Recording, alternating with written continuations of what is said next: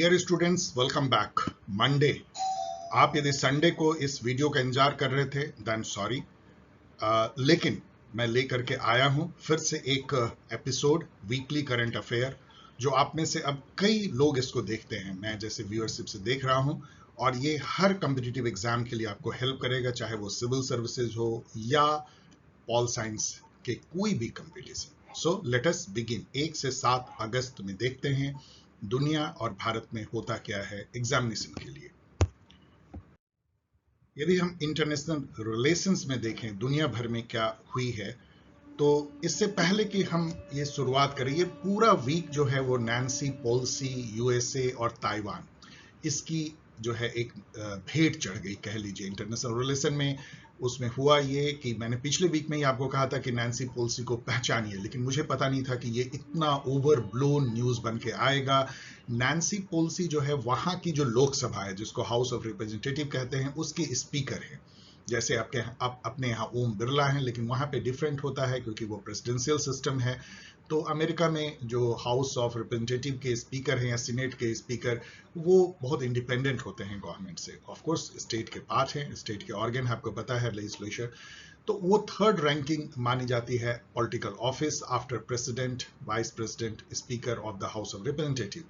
वो शुरू से जो है वो उनकी जो है वो थॉट अगेंस्ट चाइना रही है। चाइना की जो ह्यूमन राइट वायलेशन है या ऑटोक्रेटिक रेजिम है, उनके अगेंस्ट वो रही है। चाहे वो सियानमेन स्क्वायर में जाके उन्होंने झंडा फहरा दिया था, उस पर भी काफ़ी चाइना को एतराज हुआ था, और ताइवान के बारे में भी पॉजिटिव व्यू रखती हैं। तो वो ताइवान का उन्होंने एक सीक्रेट काइंड ऑफ विजिट किया, और वो मिलिट्री विजिट जैसा था, क्योंकि यूनाइटेड स्टेट के एयरफोर्स के जो प्लेन थे वो उनको कॉर्डन कर रहे थे, कहाँ से वो उड़ी, कब उड़ी, ये सब पूरा सीक्रेट रखा गया था। और युद्धपोत जो हैं वो ताइवान की खाड़ी में घूम रहे थे। तो बहुत ही एक तरह का मिलिट्री एक्सरसाइज जैसा दिखता था, और उसको लेकर के चाइना बहुत ही उत्तेजित हुआ, उद्वेलित हुआ, मतलब काफी एजिटेटेड हुआ, और उसने बाद में तो मिसाइल उसाइल दागना भी शुरू किया ताइवान की तरफ। उसने उसकी इंपोर्ट बंद कर दी, उसकी घेरेबंदी कर दी, और पूरे हर जगह वो चीखने चिल्लाने लगा कि यूएसए ने जो है हमारी सॉवरेनिटी पे एक तरह का अटैक किया है, वन चाइना पॉलिसी को तोड़ा है, लाइक दैट। तो ये पूरा वीक जो है इंटरनेशनल रिलेशन, इवन यूक्रेन और रसिया को भी इसने ओवर शैडो कर दिया। तो ये इसमें हम लोग इस वीक में काफी चर्चा जो है ताइवान और चाइना की करेंगे। दूसरा, इंडिया में देखें तो वाइस प्रेसिडेंट का इलेक्शन होता है, जगदीप धनखड़ जीत करके आते हैं, और उस पर भी एक क्वेश्चन मैंने रखा है। उसके पहले आपको पता है द्रौपदी मुर्मू जी जो हैं वो राष्ट्रपति बनती हैं, तो हमें एक नई राष्ट्रपति मिली हैं और नए उपराष्ट्रपति मिले हैं। तो इन दोनों के बारे में भी थोड़ी बहुत जो है वो घटनाक्रम में रही है। इसके अलावा कॉमनवेल्थ गेम जो है वो छाया रहा, मैं भी वीक भर देखता रहा। बहुत ही अच्छा इंडिया ने परफॉर्म किया, अभी तक 17 गोल्ड हम लोग जीत चुके हैं। आज लास्ट डे है, और मुझे आशा है कि आज 3-4 गोल्ड तो जरूर जीतेंगे, और 20 के लिमिट को जो है क्रॉस करेंगे। बहुत अच्छा रहेगा, क्योंकि पिछली बार हम लोगों ने 26 गोल्ड जीता था गोल्ड कोस्ट में 2018 कॉमनवेल्थ में, लेकिन उस समय में शूटिंग का इवेंट था जिसमें हम लोगों ने काफी गोल्ड जीते थे। यदि उसको हटा दे तो 20 से ऊपर गोल्ड जो है एक बेहतर परफॉर्मेंस पिछले बार की तुलना में भी होगा। इंडिया अभी 5वें स्थान पे है कॉमनवेल्थ गेम में। सबसे पहले जो है ऑस्ट्रेलिया ऑफ कोर्स है, फिर इंग्लैंड है, फिर कनाडा है, और न्यूजीलैंड है।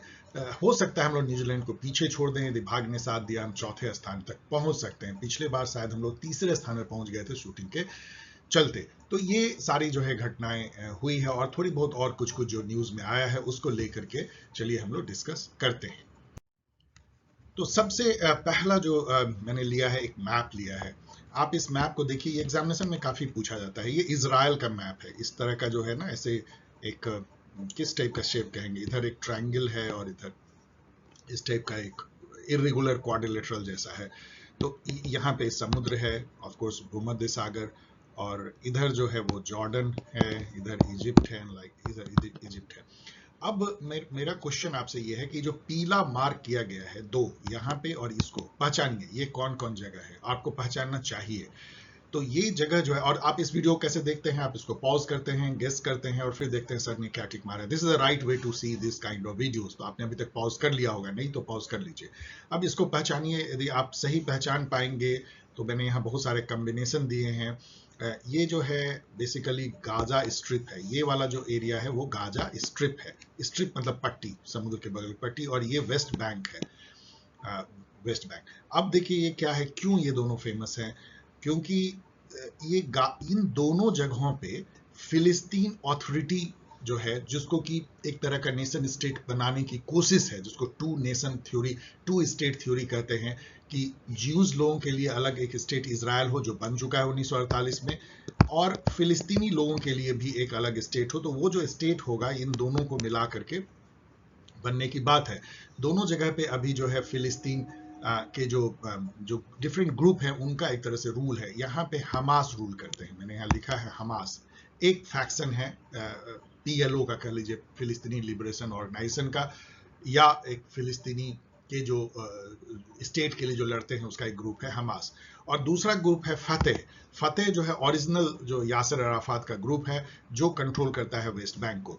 दूसरी इसमें बात जान लीजिए कि ये जो ये जो गाजा स्ट्रिप का इलाका है, ये इजिप्ट से एक तरह से इजराइल ने छीन लिया था, और वेस्ट बैंक का इलाका जो है वो जॉर्डन से, ये जॉर्डन के वेस्ट में है, इसलिए इसको वेस्ट बैंक कहते हैं। टू स्टेट प्रिंसिपल मैंने बता दिया कि दो स्टेट होना चाहिए, एक फिलिस्तीनी लोगों के लिए जो अभी ऑब्जर्वर स्टेट है यूएन में, अभी पूरा फुल फ्लेजेड स्टेट नहीं है, और दूसरा स्टेट जो बन चुका है ज्यूइश लोगों का। ये जो वेस्ट बैंक और गाजा स्ट्रिप है उस पर इफेक्टिवली अभी भी जो है गाजा स्ट्रिप पे तो इजराइल का ही जो है एक तरह से आधिपत्य है वो वहां पे। और अभी क्यों ये न्यूज में आ गया, क्योंकि ये वहां से टेररिस्ट एक्टिविटी इजराइल कहता है मेरे ऊपर होती है, मेरे ऊपर मिसाइल दागे जाते हैं, तो उसके जवाब में एक दागे जाते हैं तो इजराइल जो है 10 यहाँ पे दागता है, और काफी लोग जो है मरते हैं, ज्यादा जो है इसी साइड में मरते हैं, गाजा स्ट्रिप साइड में। यहाँ पे ओस्लो अकॉर्ड को भी याद कर लीजिए। ओस्लो अकॉर्ड 1993 में हुई थी।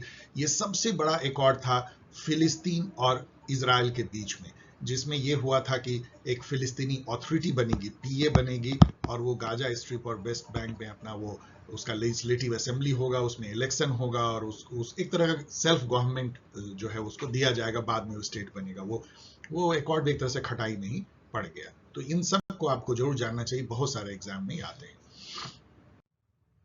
Van and where Commonwealth game being organize, ये तो बहुत बड़ी न्यूज अभी है, क्योंकि इंडिया इसमें बहुत अच्छा परफॉर्म कर रहा है। आज उसका फाइनल डे है, ये बर्मिंघम में हो रहा है इंग्लैंड में। जुलाई 28 को शुरू हुआ है और अगस्त 8 को खत्म हो जाएगी, मतलब आज खत्म, इसका समापन हो जाएगा। Which event game was removed from 2022 CWG Games, जिसने कि इंडिया को बैडली अफेक्ट किया? वो गेम है शूटिंग। उसके हट जाने से इंडिया को बहुत सारे गोल्ड मेडल और बहुत सारे मेडल का, मुझे एग्जैक्ट याद नहीं, लेकिन मुझे लगता है पिछले बार 6 या 7 गोल्ड मेडल हम लोगों ने शूटिंग में जीते थे, और इस बार वो है ही नहीं। तो समझिए कि क्या हालत इंडिया की हो रही होगी। फिर भी हम लोग 20 गोल्ड मेडल के आसपास पहुंच गए। ये बहुत बहुत अच्छी परफॉर्मेंस है मेरे हिसाब से। What is one China policy of USA? अब आइए 4-5 क्वेश्चन हम लोग ये ताइवान की जो घटना हुई है उस पर हम लोग नजर दौड़ाते हैं। जैसे अभी आपने देखा टू स्टेट पॉलिसी, वो तो हो गई इजराइल एंड फिलिस्तीनी स्टेट को सब लोग मानते हैं यूएसए भी कि होना चाहिए, वैसे हुआ नहीं है, एक ही स्टेट बना है। लेकिन जो वन चाइना पॉलिसी उसका उल्टा है। यूएसए और पूरी दुनिया भी, लगभग इंडिया भी इसको मानती है कि चाइना एक ही है। अब एक चाइना का मतलब क्या है? जो मेनलैंड चाइना जिसको हम लोग चाइना कहते हैं, लेकिन एक दूसरा चाइना भी है, उसका नाम है ताइवान। वो भी अपने को चाइना कहता है। वो एक छोटा सा आइलैंड है चाइना के ऑफ द कोस्ट, 150 माइल दूर एक छोटा सा आइलैंड है। वहां पे महज 2.5 करोड़ लोग रहते हैं। वहां पे जो सरकार है वो भी अपने को चाइना बोलती है। जो मैंने यहाँ पे आगे एक क्वेश्चन पूछा भी है, वो अपने को बोलते हैं रिपब्लिक ऑफ चाइना, ROC। और वो कहते हैं कि हम असली चाइना है। लेकिन पूरी दुनिया जो है इसको 1971 के बाद, जबकि यूएन ने भी जो है रियल चाइना को वही कहा जो मेनलैंड चाइना है। तो अब इस पे एक ना बड़ी अजीब सी एक इसकी हिस्ट्री है, आप लोगों को जानना चाहिए। असल में चाइना जो है, चाइना एक समय में जो है कोमोंगतोंग बोलते हैं, प्रोनाउंसिएशन में सही नहीं कर रहा हूँ, कोमोंगतांग नेशनलिस्टिक पार्टी का लीजिए, चाइना नेशनलिस्टिक पार्टी, जिसके चैंग काई शेक थे और सुन यात सेन ने इसकी स्थापना की थी, वो उसको शासन करता था। लेकिन मतलब कब की बात है ये, 1920s 30s में। लेकिन जब वहाँ कम्युनिस्ट आंदोलन हुआ माओ से तुंग के नेतृत्व में, तो वो जो कोमनतंग थे उसको भाग जाना पड़ा, उन दोनों में सिविल वॉर हो गया और वहाँ कम्युनिस्ट जीता। तो 1 अक्टूबर 1949 को चाइना जो है मेनलैंड चाइना, वो एक कम्युनिस्ट राज्य के रूप में सामने आया, राष्ट्र के रूप में। तो उस समय में कोमिंतांग के जो चीफ थे वो चांग काई शेक थे, वो भाग करके ताइवान गए, एक आइलैंड, और वहां पे उन्होंने अपनी विस्थापित सरकार बनाई, ROC कह के, रिपब्लिक ऑफ चाइना। और पूरी दुनिया, चूंकि दुनिया मतलब क्या, जो वेस्टर्न वर्ल्ड है, चूंकि वो कम्युनिस्ट से खार खाते थे, कंटेनमेंट पॉलिसी चल रही थी, उनको लगा कि रसिया पहले से इतना शक्तिशाली हो गया है, कम्युनिस्ट स्टेट, पूरी दुनिया में कम्युनिज्म फैल रही थी, चाइना भी कम्युनिस्ट स्टेट हो जाएगा तो कैपिटलिज्म का क्या होगा। तो उन्होंने क्या किया, उस छोटे से आइलैंड में जो भागा हुआ जो सरकार थी आरओसी, उसको असली चाइना डिक्लेयर किया। ये गलत था, क्योंकि असली चाइना कैसे हो सकता है जब इतना विशाल राष्ट्र आप वहां कम्युनिस्ट है। उसको पूरी दुनिया ने, वेस्टर्न वर्ल्ड के कह लीजिए प्रभाव में नहीं माना। यूनाइटेड नेशन ने भी नहीं माना कि असली चाइना वो चाइना है जो अभी इसको चाइना हम कहते हैं। उन्होंने भी ताइवान को असली चाइना माना, और ये 1971 तक रहा। ये बहुत ही अजीब बात है। और 1979 में जाकर के और 8 साल बाद यूएसए ने जो है, यहाँ पे देखिए, यहाँ मैंने लिखा है 1979 में यूएसए ने माना कि नहीं, असली चाइना जो है वो वही है जिसको चाइना कहते हैं, और उन्होंने ताइवान से अपना राजनयिक संबंध तोड़ लिए, डिप्लोमेटिक रिलेशन, और चाइना को जो है उन्होंने रिकॉग्नाइज किया। उस समय में उन्होंने एक एक्ट पास किया, उसको चाइवान रिलेशनशिप एक्ट कहते हैं, और उसके ताइवान रिलेशनशिप एक्ट, और उसके तहत उन्होंने कुछ कंसेशन उसको दिए कि ठीक है, तुम नेशन स्टेट तो नहीं हो, लेकिन तुम अपना सेल्फ गवर्निंग बॉडी रहोगे, हम तुमको सपोर्ट करेंगे, लाइक दैट। तो ये उस समय से यूएसए वन चाइना पॉलिसी को फॉलो करता है, यानी कि चाइना केवल एक ही है, वो है मेनलैंड चाइना।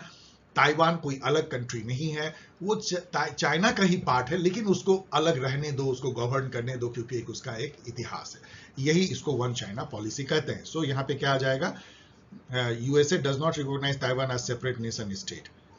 यस, यही इसका सही है कि यूएसए जो है ताइवान को सेपरेट नेशन स्टेट नहीं मानता है, ये कहता है कि वो चाइना का ही पार्ट है, एक ही चाइना है। Which country enacted Taiwan relationship act, जैसा मैंने कहा यहाँ पे उसकी डिटेल भी दिया है। 1979 में जब यूएसए ने मेनलैंड चाइना, असली चाइना को चाइना माना, जो कि एक मजाक था नहीं मानना, तो उन्होंने एक ताइवान रिलेशनशिप एक्ट जो है वो लाया, जिससे कि उनके साथ में एक स्पेशल रिलेशन रहे, जिसके तहत नैन्सी पेलोसी अभी गई हैं कि हम ताइवान की रक्षा करेंगे, उसको हम पूरी तरह चाइना में नहीं मिलने देंगे, वो अलग जैसा रहेगा, सेल्फ गवर्निंग एक एंटिटी, लेकिन वो अलग नेशन स्टेट नहीं होगा, टू नेशन स्टेट नहीं होगा, मतलब दो नेशन नहीं बनेंगे, चाइना और Taiwan. So it is USA ने ताइवान रिलेशन एक्ट 1979 में रखा। इसको भी पढ़ लीजिए, इसको भी पढ़ लीजिए।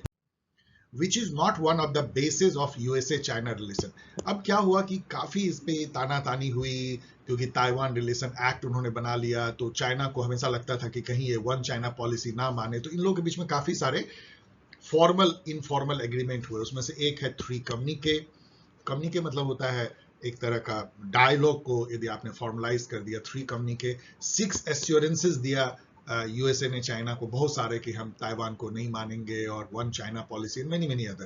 ताइवान रिलेशनशिप एक्ट जो है, वो रिलेशन एक्ट कह लीजिए, वो भी एक बेस बना चाइना और यूएसए रिलेशन का, और वन चाइना पॉलिसी तो है ही, जो बेसिक फाउंडेशनल प्रिंसिपल है। तो सभी, तो यही जो है बेसेज हैं, यही फाउंडेशन है यूएसए चाइना के डिप्लोमेटिक रिलेशन या इंटरनेशनल रिलेशन का।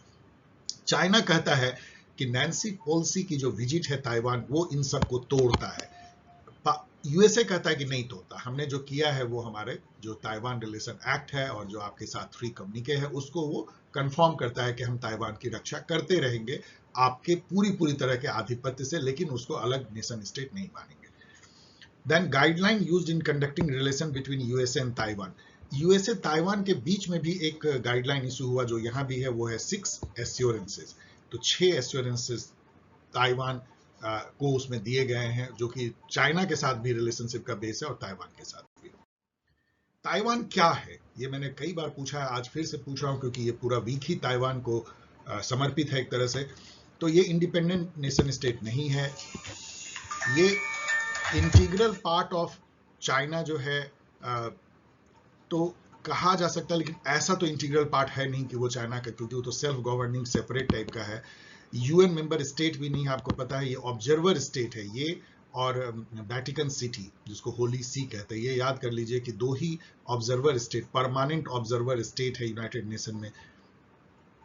सॉरी, मैं ये गलत बोल रहा हूँ। फिलिस्तीन और होली सी, फिलिस्तीन और जो वेटिकन सिटी जहां पोप राज करते हैं, ये 2 परमानेंट ऑब्जर्वर स्टेट है। और ताइवान कुछ भी नहीं है, यूएन मेंबर स्टेट नहीं है, कोई इसका स्टेटस नहीं है ताइवान का, मतलब एक तरह का नेशन स्टेट नहीं है। तो ये बच जाता है ये de facto independent nation state, not a UN member and not recognized by China and majority of nation state. Even India भी रिकॉग्नाइज ताइवान को अलग राष्ट्र के रूप में नहीं करता है। तो एक सेल्फ गवर्निंग इंटिटी है 2.5 करोड़ लोगों का एक आइलैंड पे, बस यही आप कह सकते हैं। ना तो ये अलग राष्ट्र है, मतलब ना ये नेशन स्टेट है, ना ही यूनाइटेड नेशन का मेंबर है, ना ही इसको अलग स्टेट के रूप में बहुत सारे कंट्री मानते हैं। बहुत थोड़े कंट्री, 12-13 कंट्री ही इसको मानते हैं, अधिकतर कम्युनिस्ट कंट्री लाइक दैट, या कम्युनिस्ट कंट्री कह रहे हैं, नो, कुछ कंट्री मानते हैं। आप खोज सकते हैं नेट पे कि कौन कौन कंट्री इसको मान्यता देते हैं एज ए नेशन स्टेट। बहुत कम कंट्री, इंडिया नहीं देता, याद रखिएगा।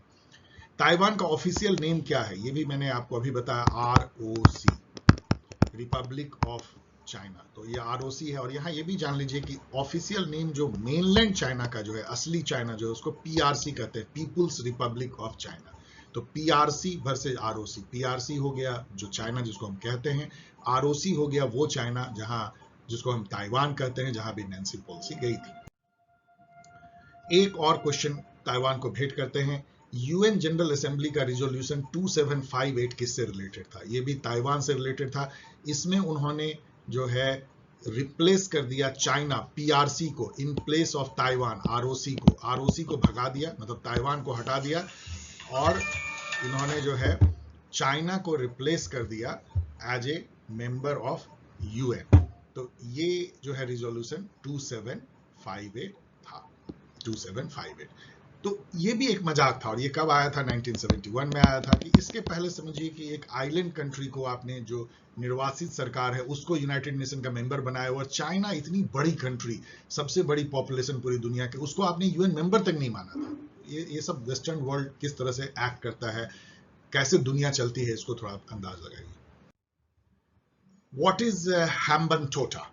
ये क्यों न्यूज में आ गया हैम्बनटोटा? पहले देखते हैं। और ये जहाज भी शायद, मतलब ये फोटो मैंने नेट से लिया, अब ये वही जहाज है कि नहीं, इस पे मैं अभी कुछ नहीं बोलूंगा, बताते हैं इसका क्या कहानी है। हैम्बनटोटा है क्या? ये एक पोर्ट है श्रीलंका में, जो 99 ईयर के लीज पे श्रीलंका ने पैसे लेकर के, रानिल विक्रमसिंघे उस समय प्राइम मिनिस्टर थे 2017 में, इन्होंने चाइना को दे दिया। अब चाइना तो ये पूरा काम कर ही रहा है, ये इंडिया को एक तरह से इंसर्कल करता है, इसको स्ट्रिंग ऑफ पर्ल पॉलिसी बोलते हैं चाइना का। उसमें ये हुआ कि हैम्बनटोटा पोर्ट एक तरह से चाइना के कब्जे में आ गया। अब अभी ये न्यूज में क्यों आया कि चाइना ने अपना जासूसी जहाजी बेड़ा जो है, ये शायद यही जहाज है, वो हैम्बनटोटा के पोर्ट पे भेजने का प्रस्ताव किया कि वहां पे ये 1 महीना रहेगा। इंडिया ने कड़ा ऐतराज किया कि ये बिल्कुल मेरे बगल में आके जासूसी करेगा चाइना, आप इसको ना अलाउ करें। और ये एक डिप्लोमेटिक क्राइसिस बन गई इंडिया और श्रीलंका के बीच में। श्रीलंका अभी अनुग्रहित है इंडिया से, क्योंकि इंडिया ने लगभग $4.5 बिलियन का हेल्प किया है। तो अभी जो न्यूज ये है कि श्रीलंका ने चाइना को कहा है कि प्लीज आप अपना जो जासूसी जहाज है वो मत भेजिए हमारे हैम्बनटोटा पोर्ट पे। तो अभी ये चल रहा है। इससे रिलेटेड आपको ये पता होना चाहिए कि इसी तरह का हरकत इन्होंने, चाइना ने जो है वो ग्वादर पोर्ट पे किया है। ग्वादर पोर्ट जो है पाकिस्तान में, उसको भी उसने लीज पे ले लिया है। और ये सब जो है belt and road initiative, BRI जो ये चलाती है, उसके तहत ये करती है। बेल्ट एंड रोड इनिशिएटिव, जिसका पहले नाम वन रोड वन OROP था, OROB, आप देख लीजिएगा, वन रोड वन बेल्ट कुछ पॉलिसी थी। अब उसको बेल्ट एंड रोड इनिशिएटिव बोलते हैं, OROB को। तो बेल्ट एंड रोड इनिशिएटिव एक मेगा इंफ्रास्ट्रक्चर डेवलपमेंट प्रोजेक्ट है चाइना का, जिसमें पाकिस्तान, श्रीलंका और बांग्लादेश बहुत कंट्री शामिल हो गए हैं। और वहाँ पोर्ट, रोड, ये सब चाइना अपने पैसे से बनाती है।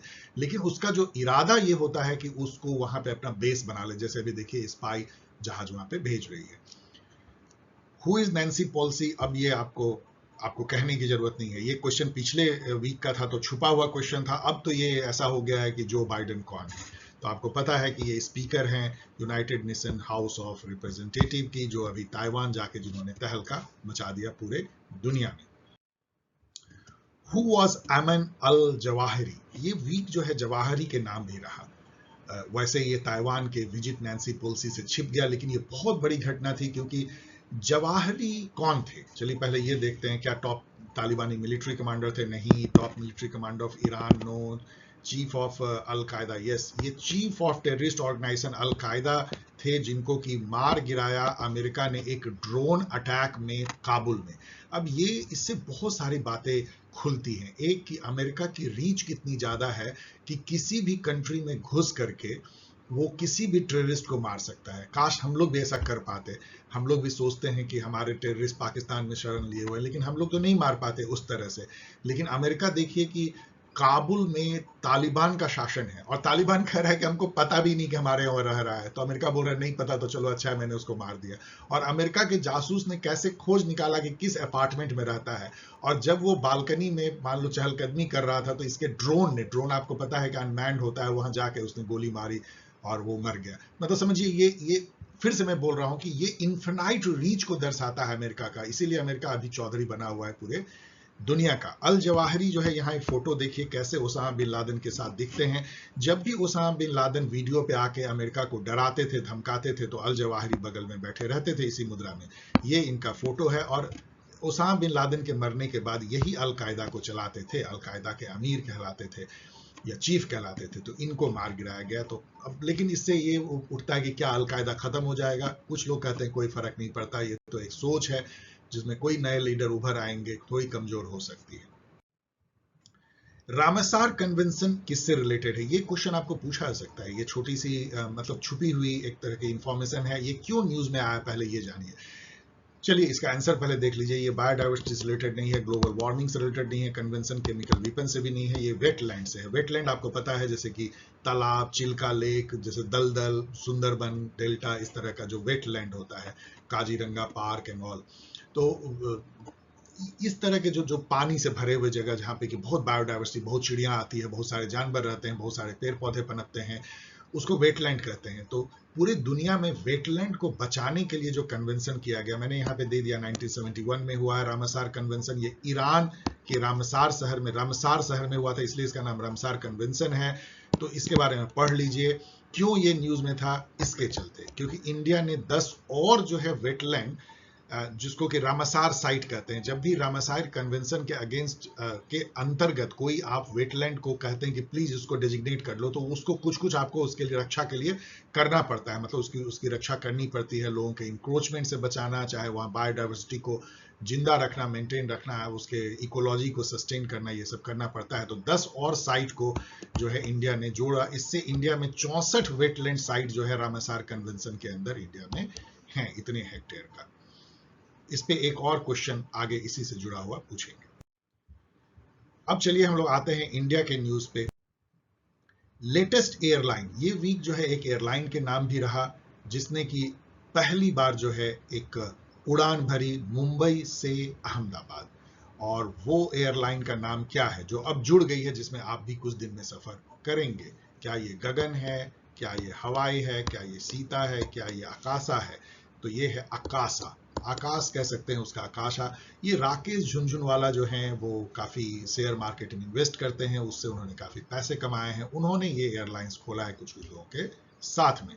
With which country recently India conducted joint naval exercise in North Atlantic Ocean? आपको पता है नॉर्थ अटलांटिक ओशन क्या है? एक तरफ है यूएसए और एक तरफ है यूरोप, वेस्टर्न यूरोप, और इन दोनों के बीच में जो समुद्र है उसको नॉर्थ अटलांटिक ओशन बोलते हैं। अभी की जो दुनिया है पिछले 100 सालों से वो नॉर्थ अटलांटिक ओशन के अक्रॉस जो दो दुनिया है वही कंट्रोल करती है, यूएसए और वेस्टर्न यूरोप।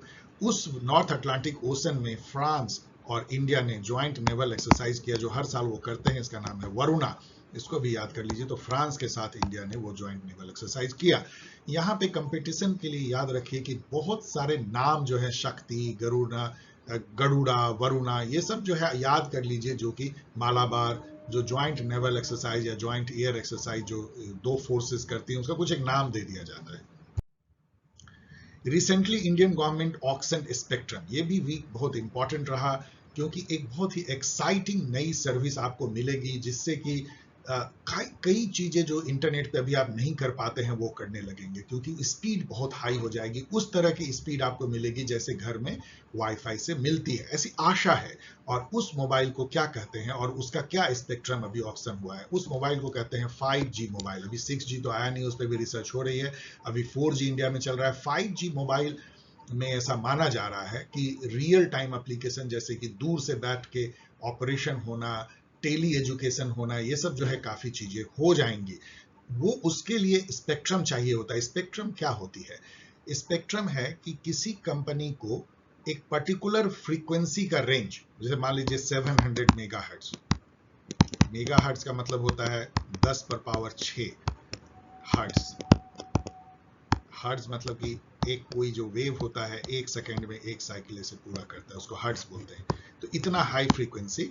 अब ये 700 मेगा हर्ट्ज जो है वो एक पर्टिकुलर कंपनी को एक्सक्लूसिव यूज एक एरिया में करेगी और कोई कंपनी 7 मेगाहर्ट्ज उस एरिया में नहीं करेगी। इसको स्पेक्ट्रम कहते हैं। ये नेचुरल रिसोर्स है। तो स्पेक्ट्रम को अभी सरकार ने बेचा, 5G स्पेक्ट्रम को, और वो स्पेक्ट्रम के बगैर 5G सर्विस स्टार्ट नहीं हो सकती है। तो उसको करीब सरकार ने 1.5 लाख करोड़ कमाया इससे। वैसे ये अनुमान से काफी कम है क्योंकि सरकार जो है इससे 5 लाख करोड़ कमाना चाहती थी, लेकिन फिर भी एक अच्छी रकम जो है सरकार को मिली है। 5G मोबाइल का ऑक्शन किया मिनिस्ट्री ऑफ कम्युनिकेशन भारत सरकार ने पिछले वीक में। अब इन जेंटलमैन को पहचानिए, ये हमारे नए उपराष्ट्रपति हैं मिस्टर जगदीप धनखड़, जो भी हाल तक वेस्ट बंगाल के गवर्नर थे। अब यहाँ मैंने क्वेश्चन पूछा है कि उपराष्ट्रपति महोदय जो नए चुने गए हैं वो किस स्टेट को बिलोंग करते हैं इंडिया में? क्या ये वेस्ट बंगाल के हैं? नहीं। क्या ये बिहार के हैं? नहीं। क्या यूपी के हैं? नहीं। ये राजस्थान के हैं। ये आपको जानना चाहिए। इसी से जुड़ा हुआ सवाल ये है कि जो नई राष्ट्रपति हैं द्रौपदी मुर्मू, वो किस स्टेट को बिलोंग करती हैं? क्या वो झारखंड को बिलोंग करती है? नहीं। क्या वो छत्तीसगढ़ को बिलोंग करती है? नहीं। क्या वो उड़ीसा को बिलोंग करती है? यस, वो उड़ीसा को बिलोंग करती है। तो हमारी राष्ट्रपति जो हैं वो उड़ीसा को बिलोंग करती हैं और जो हमारे उपराष्ट्रपति हैं वो राजस्थान को बिलोंग करते हैं। इसके अलावा ये भी आपको जानना चाहिए कि ऑर्डर ऑफ प्रेसिडेंस, मतलब कौन पहले कौन बाद में आता है, उसमें पहला जो है राष्ट्रपति आता है, उसके बाद उपराष्ट्रपति आता है और तब प्रधानमंत्री आते हैं। ये बात बहुत लोग, आपको लगता होगा कि राष्ट्रपति के बाद जो सेकंड प्रोटोकॉल में यदि कोई चलेगा, मान लीजिए 15 अगस्त के दिन, तो सबसे आगे राष्ट्रपति चलेगा, थोड़ा पीछे जो है उपराष्ट्रपति चलेगा और थोड़ा पीछे उसके प्राइम मिनिस्टर चलेंगे। याद रखिएगा इस बात को। अब यहाँ पे जो मैं कह रहा था रामासार, उससे जुड़ा हुआ एक क्वेश्चन है जो कि बहुत ही इंपॉर्टेंट क्वेश्चन, बहुत जगह पूछा जाता है। ज्योग्राफी में तो पूछा जाता ही है, लेकिन ऐसे जनरल नॉलेज में भी पूछा जाता है कि largest fresh water lake north eastern India में कौन सा है? और उसका मैंने यहाँ फोटो दिया, आप नाम भी देख रहे हैं, लोकतक लेक। लोकतक लेक जो है मणिपुर में है और ये लार्जेस्ट फ्रेश वाटर लेक जो है इंडिया में है। अब यहाँ पे ये आता है कि इस लेक को फ्लोटिंग लेक क्यों कहते हैं? ये ओनली फ्लोटिंग लेक है इंडिया में। ये यहाँ देखिए, आपको दिख रहा है पीला पीला पीला फ्लोट कर रहा है। आजकल तो इस पे घर को फ्लोट करा रहे हैं, उसको फ्लोटिंग हाउस बोलते हैं। वहाँ पे जैसे डल लेक में हाउस होते हैं, वैसे यहाँ पे लोग जो हैं उस हाउस में रहते हैं। वैसे सरकार ने भी कहा है कि उस सब हाउस को हटाओ, ये भी एक इशू है। तो ये जो है ना एक तरह का डिकेइंग ऑर्गेनिक मैटर वेजिटेशन है जो कि वहाँ पे मतलब सड़ रहा है एक तरह का, लेकिन वो फ्लोट करते रहता है और इतना हैवी होता है कि उसके ऊपर आप घर तक बना सकते हैं। इसलिए इसको फ्लोटिंग लेक कहते हैं। ये इसलिए कहा जाता है कि which lake is known as floating lake in India, तो लोकतक लेक। दूसरा इसमें वही है कि बगल में जहां ये खत्म होती है लेक, वहां पे फ्लोटिंग पार्क है, मतलब नेशनल पार्क। इसलिए क्वेश्चन पूछता है, name the only floating national park in the world. पूरी दुनिया में फ्लोटिंग पार्क एक ही है और वो है केबल लैमजाओ, जो इस लोकतक लेक के अंत में है। तो इसको भी याद कर लीजिए, मणिपुर में only floating national park in the world. Which two cities are joined by the international north-south transport corridor? अब ये जो है न्यूज में आया क्योंकि इसमें इंडिया, रसिया और ईरान 3 पार्टनर हैं इसमें, और कई कंट्री भी इसमें शामिल हो गए हैं सेंट्रल एशिया के। और ये एक कॉरिडोर मतलब क्या होता है? एक हाई स्पीड ट्रांसपोर्ट का एक चैनल, जिसमें रोड, पोर्ट और ये सब मिला करके तेजी से उसमें माल जो है ढोया जा सकता है। और ये 2 शहर को जोड़ता है। मैं जो पूछ रहा हूँ, ये शहर है Saint Petersburg and Mumbai, India में। और ये ईरान होके गुजरेगा, सेंट्रल एशिया होके गुजरेगा। और यदि ये बन जाता है तो इससे इंडिया को बहुत फायदा होगा, भारत को बहुत फायदा होगा, क्योंकि हम फिर रसिया से हम तेल, गैस, ईरान से तेल और बहुत चीजें, हम रसिया से गेहूं और बहुत सारी चीजें, मक्का, ये सब हम मंगवा सकते हैं बहुत कम कॉस्ट पे। तो ये जो है रसिया, इंडिया, चाइना ने 2000 में ये एग्रीमेंट किया था, उसके तहत इंटरनेशनल नॉर्थ साउथ कॉरिडोर बन रहा है। जल्दी बन जाए तो अच्छा है। पीएम गति शक्ति को मैं आपके लिए छोड़ जाता हूं क्योंकि ये इंपॉर्टेंट है, पिछले वीक का पढ़ लीजिएगा, अब मैं इस पे ज्यादा टाइम इस पे नहीं दूंगा। अब यहाँ पे डियर स्टूडेंट, मैं एक बार फिर से जो है आपको थैंक्स कहने के साथ ही, यदि आपको वीडियो पसंद आया हो तो डेफिनेटली शेयर कीजिए, सब्सक्राइब कीजिए और लोगों को बताइए, लाइक कीजिए। लेकिन मैं आपको ये भी बताना चाहता हूँ कि 1 महीने अब जो है CUET PG के लिए बचे हैं और DUET भी बचा हुआ है। यदि आप एक बहुत ही मजेदार एक्सपीरियंस का पार्ट बनना चाहते हैं जहाँ पे कि लाइव क्लासेस के थ्रू रिवाइज कराए जा रहे हैं, 1500 क्वेश्चन ऑलरेडी आपको अवेलेबल होते हैं। यदि आप एक नॉमिनल कॉस्ट पे ज्वाइन करना चाहते हैं इस मेंबरशिप ग्रुप को, तो अपना name and Telegram mobile number इस ईमेल आईडी पे भेजें, आगे आपको गाइड की जाएगी कैसे आप ज्वाइन करेंगे। इस तरह से आप मुझसे जुड़ सकते हैं और मैं आपके सवालों का जवाब देने की भरसक कोशिश करता हूं। प्लीज अपने सवाल ऐसे पूछिए जो ऑब्जेक्टिव हो, मतलब कि 1-2 लाइन में जवाब दिए जा सके। Thanks for watching. मिलते हैं फिर एक नए एपिसोड के साथ, weekly current affair Sunday, next Sunday. Bye.